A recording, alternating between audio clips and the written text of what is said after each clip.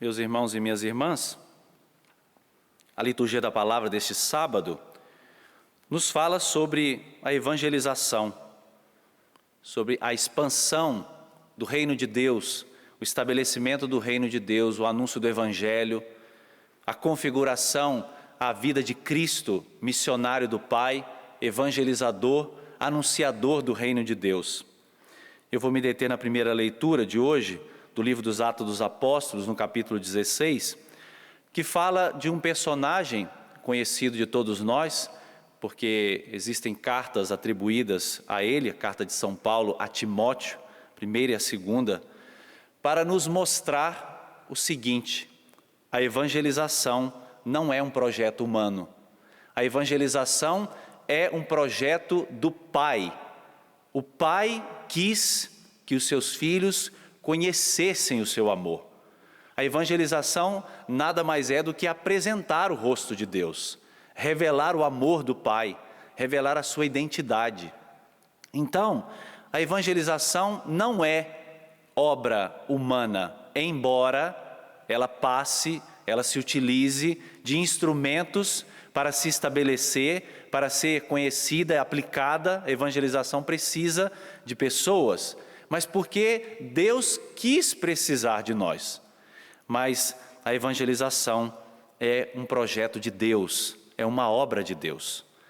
Isso precisa ser bem claro para nós, porque quando obtivermos, digamos, o sucesso na evangelização, quando pessoas se converterem, quando corações forem alcançados pela força da palavra, devemos nos lembrar: não somos nós os protagonistas, não somos nós aqueles agentes eficazes, nós somos ineficazes, Deus quis contar conosco. Mas quando também acontecer o insucesso, também nós não devemos nos frustrar, porque o próprio Senhor experimentou, entre aspas, o insucesso, porque a resposta à evangelização está no coração de cada um de nós. Você um dia foi evangelizado, foi evangelizada, e você teve que dar a sua resposta. O fato de você estar aqui, o fato de você ligar a sua televisão agora e permanecer sintonizado nesta Santa Missa é uma demonstração de que você aceitou a evangelização, você aceitou o anúncio da palavra. Essa realidade fica muito clara para nós na primeira leitura, porque 3 vezes aparece esse protagonismo aqui da Trindade. O Espírito Santo havia proibido Paulo de ir a tal lugar, na Ásia. Depois o Espírito de Jesus impede Paulo de ir à Bitínia. Por fim, Deus chama Paulo, através daquele sonho, para ir à Macedônia. Vejam, o Espírito Santo que proíbe, o Espírito Santo que impede e o Espírito Santo que chama e impulsiona. Vejam, o movimento na evangelização pertence a Deus. Pertence a Deus, não brota de nós, mas vem de Deus. E Deus se serve de nós para exercer a sua obra, para evangelizar os povos. Por isso, da nossa parte, precisa haver sempre uma grande, uma profunda docilidade. Porque muitas vezes o Espírito Santo vai nos proibir de dizer alguma coisa, ou de ir a determinados lugares, ou de fazer determinadas coisas. Por mais belas que elas pareçam, por mais bonito que seja o projeto, mas o Espírito Santo vai proibir. O Espírito Santo vai impedir que algumas coisas aconteçam. Mas em muitos momentos Deus também vai chamar, pela força do seu Espírito, cada um de nós a evangelizar. Essa docilidade precisa existir dentro de nós. Sermos dóceis nas mãos do Senhor, porque Ele vai nos usar quando Ele quiser, com quem Ele quiser, do jeito que Ele quiser, porque Ele é o protagonista. Hoje aparece Timóteo, essa figura que provavelmente é fruto da primeira viagem de Paulo. Diz a palavra que a sua mãe era judia, o seu pai era pagão, era grego. Ele era judeu porque a religiosidade passava pelo ventre, a mãe é que dava a religião, conta é o útero, né, na religião hebraica. Então ele era judeu, e por isso ele deveria ser circuncidado. Eu não vou aqui explicar para você a circuncisão, você sabe muito bem, aquele sinal, aquela marca para o hebreu da circuncisão, contava como pertença ao povo de Deus, era uma marca, um sinal de aliança. Então, deveria ser circuncidado, mas não era circuncidado. Nós podemos pensar ou imaginar o porquê de Timóteo, sendo judeu, não ser circuncidado. Talvez o pai tivesse feito algum obstáculo, o pai tivesse ido contra essa prática, ou talvez as pessoas ali à sua volta fossem pessoas muito tolerantes, pessoas muito de mente aberta, né? E que começaram a procrastinar, né? A adiar essa prática. Realidade que no nosso tempo de hoje não é muito diferente, né? Porque tem filhos aí que passam anos e anos e anos sem batizar, sem primeira comunhão, sem crisma, não é? Não é diferente no tempo de hoje. Talvez o obstáculo esteja dentro da própria casa, porque pais e mães que não aderiram de coração ao Senhor vão adiando, né, o sacramento na vida dos filhos por uma eternidade. Isso acontece, né, nos nossos tempos de hoje, não é diferente. Mas a figura de Timóteo é um misto, porque a palavra diz, ele já era muito estimado pela comunidade, aqui nesse contexto, quando Paulo o encontra, né, a segunda vez, já é um cristão, já faz parte da comunidade ali dos discípulos de Jesus, a mãe judia e o pai pagão. Imaginem vocês que homem de síntese, cristão, mãe judia e pai pagão.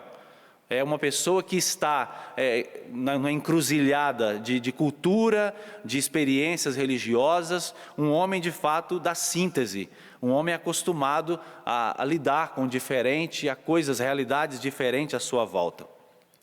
Paulo escolhe Timóteo para caminhar com ele. Paulo havia deixado, vocês sabem, não é, a companhia de Barnabé, que era um sacerdote muito zeloso, um homem muito aberto, mas Paulo deixou a sua companhia. Paulo deixou a companhia de João Marcos, não é, discípulo de Jesus, e encontra Timóteo. Deus se serve dos encontros para realizar também a evangelização. E olha que tudo que acontece no âmbito da evangelização é obra de Deus. Tudo que acontece dentro da obra de evangelização precisa ter um olhar da providência divina. O encontro de Paulo com Timóteo é esse toque da providência divina, é a manifestação da providência de Deus. Se eu perguntasse a você, você encontrou muitas pessoas na sua história de vida, muitas pessoas passaram pela sua história de vida, verdade ou não? Foram instrumentos de Deus, foram instrumentos que Deus se serviu para que a evangelização acontecesse dentro de você. E talvez essas pessoas estejam ainda hoje próximas a você de uma forma ou de outra, para que essa evangelização continue, porque a obra de evangelização, ela não para. Todos os dias nós somos evangelizados. Agora, uma coisa interessante, Paulo encontra Timóteo e circuncida Timóteo. Paulo realiza aquela prática, que era uma prática judaica, mas por causa dos judeus. Porque onde eles deveriam ir, tinham a presença de muitos judeus, simpatizantes do cristianismo, prosélitos que tinham passado a conversão judaica, mas agora ouviram a mensagem do evangelho. Então, Timóteo ia ficar num contexto aparentemente hostil. Se ele não fosse circuncidado, aquilo poderia gerar algum mal-estar entre os judeus. Paulo realiza a circuncisão por causa dos irmãos hebreus. Percebam, Paulo teria a liberdade de fazer ou não fazer a circuncisão. Mas Paulo quis fazer porque ele olhou para os irmãos hebreus. No tempo de hoje, nos tempos de hoje, nós ouvimos muito, não é, a expressão liberdade de expressão. Vocês já escutaram, né? Liberdade de expressão. Eu posso dizer o que eu quiser eu posso fazer o que eu quiser, eu posso me expressar. Mas para nós cristãos, existe a chamada lei do irmão, existe a chamada lei da fraternidade. Se o que eu digo ou o que eu faço vai ferir o meu irmão, a minha liberdade está comprometida com o amor. Não é que a minha liberdade ela está oprimida por uma lei, mas a minha liberdade está comprometida pelo amor. Nós assistimos constantemente, né, pseudo-humoristas, né, que fazem as suas chacotas, né, com o cristianismo, com a religião das pessoas. Eu fico me perguntando, onde é que está a lei do amor? Porque eu fico imaginando, né, para nós cristãos, quando ouvimos ou vemos uma coisa do tipo, o quanto isso nos fere, né? O quanto isso nos toca. E eu peço a Deus mesmo que se o Espírito Santo colocar agora algum desses humoristas assistindo a TV Canção Nova, a gente precisa dizer, nós nos sentimos ofendidos por isso. Isso nos ofende, isso nos machuca. E onde está a lei do amor? Mas eu não estou dizendo só para eles, não. Eu estou dizendo também para nós, comunidade cristã, que muitas vezes com as nossas palavras, com as nossas ações, nós ferimos os nossos irmãos, nós oprimimos os nossos irmãos, porque a gente não sabe lidar com o diferente. Se eu não entendo, eu preciso respeitar. Se eu não sei o que se passa, eu preciso me calar. É melhor me calar do que falar e ferir o meu irmão. Mas aquilo que parecia ser só uma viagem pastoral de Paulo, se tornou uma viagem missionária, porque a partir da vida de Timóteo, o que não aconteceu nas comunidades como evangelização? O Senhor se serve de tudo, de tantas oportunidades, para fazer crescer o número dos seus discípulos. A leitura terminou assim, a igreja se fortalecia, a tradução é consolidar, consolidar é se tornar sólida, não é? Não se evapora, é sólida. Por causa da evangelização de Paulo, por causa da evangelização de Timóteo, a igreja se consolidava na fé. Dia para dia crescia em número. A igreja precisa crescer em número, porque nós somos como uma chama, que vamos transmitindo essa experiência um para os outros. E crescia dia para dia, ou seja, na cotidianidade. Não são só em alguns eventos, em algumas ocasiões, ou grandes eventos que a evangelização acontece. Também ela acontece, não é? Mas eu não posso esperar aquele encontro para dizer que vão ser acrescentados mais pessoas à comunidade, aos discípulos. Nós não vamos esperar os encontros retornarem de massa na Canção Nova para acreditar que a evangelização acontece. Não, ela acontece todos os dias, como um conta-gotas. Se é uma alma, se é uma pessoa que se converte, que aceita Jesus, nós estamos realizando a evangelização. Então, dia após dia, a igreja crescia e se consolidava na fé, pela experiência da docilidade de Paulo ao encontrar Timóteo, pela docilidade de Timóteo, de organizar tudo o que ele tinha, como história, como experiência de vida, como realidade familiar, para que tudo isso servisse à evangelização. Abaixe por um instante a sua cabeça. Nada deve ser desperdiçado, nada deve ser jogado fora. Até as realidades mais duras, mais cruéis, eu ouso dizer, até os seus pecados, as tuas fragilidades, podem ser usados como instrumento de evangelização. Porque uma vez que você experimentou a misericórdia de Deus, uma vez que você acolheu o Evangelho na sua vida, você se sentiu perdoado, amado, vá e faça o mesmo. Evangelize com a sua vida, com a experiência que você viveu. Nós te pedimos, Pai do céu, dá-nos a graça desse coração dócil à presença do Teu Espírito. Nós estamos como Igreja Católica caminhando para Pentecostes e nós queremos e precisamos ser pessoas impulsionadas pelo Espírito Santo, que agem pelo Espírito Santo, não na carne, não nos nossos projetos pessoais, mas no projeto de Deus.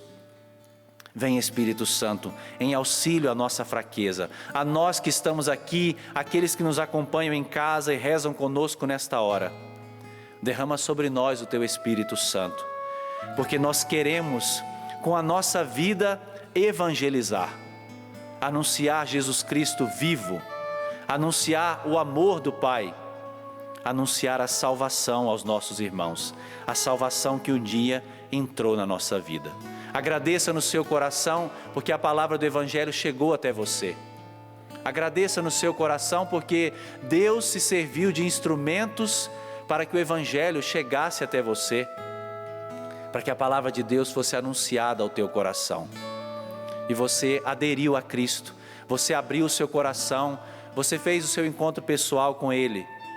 E hoje você está aqui, como instrumento nas mãos dEle, para que outros também experimentem a mesma graça. Bendito seja o Senhor. Nós te agradecemos, nosso Senhor e nosso Deus. Glória ao Pai, ao Filho e ao Espírito Santo, como era no princípio, agora e sempre. Amém.